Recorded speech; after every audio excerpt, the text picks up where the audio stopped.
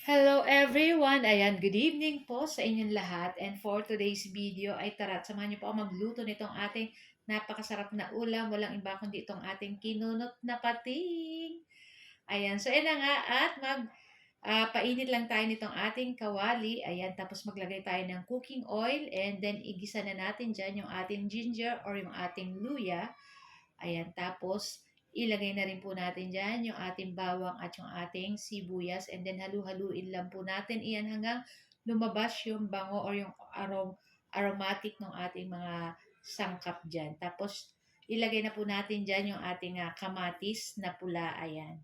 So gumamit lang po ako ng 3 pirasong medyo katamtaman lang yung laki.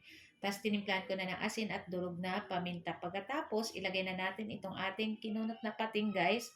So yung ating pating, pinakuluan ko na yan at tinanggalan na rin ng kaliskis and then pig-slice ko lang ng parang pa-cubes-cube. Kaya lang guys, madudurog pa to. Kaya nga sinabing kinunot, usually po ay talagang nadudurog or nagiging maliit, parang kinikinit sa Tagalog. Kaya kinunot. Kung hindi po ako nagkakamali. Ayan. So yun na nga at maglagay na tayo dyan ng gata. Ayan. Syempre, hindi po mawawala yung ating gata ng niyog. So, gagamit lang po ako itong pinakaunang gata ng niyog kasi malambot or luto na rin naman po yung ating patin dyan. Tapos, ayan, after ilang minuto, pag kumulo na, ay pwede na po nating ilagay dyan yung ating mga malunggay. Ayan. Siyempre, marami pong malunggay. Mas masarap po at healthy po yan. Tapos, ayan, halu-haluin na po natin. Iyan. Ayan. Naku, napakasarap nito guys. Kaya shout out po dyan sa ating mga friend na mga Bicolano. Ayan, sa aking mga friend dyan. Ayan. Napakasarap po talaga nito. Ito po ay isa sa mga paboritong pagkain na mga Bicolano. So, ayan na nga. After ng ating malunggay, maglagay tayo ng sili. So, kayo na pong bahala kung gaano karaming sili ang ilalagay nyo. Pero dito po sa Bicol, mahilig sila sa mga maaanghang. So, talaga maraming sili nilalagay nila. Pero kami guys, konti lang ilalagay.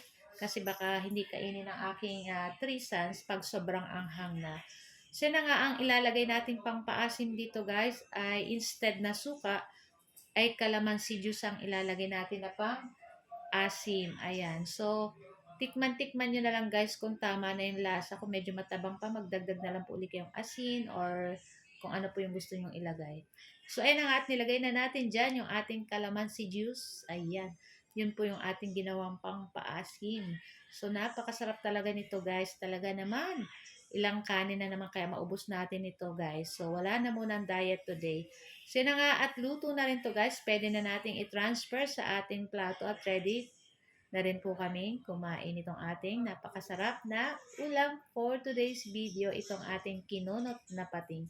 So guys, ito lang po ang aming video today and thank you guys for watching. See you next video. Ciao! Bye!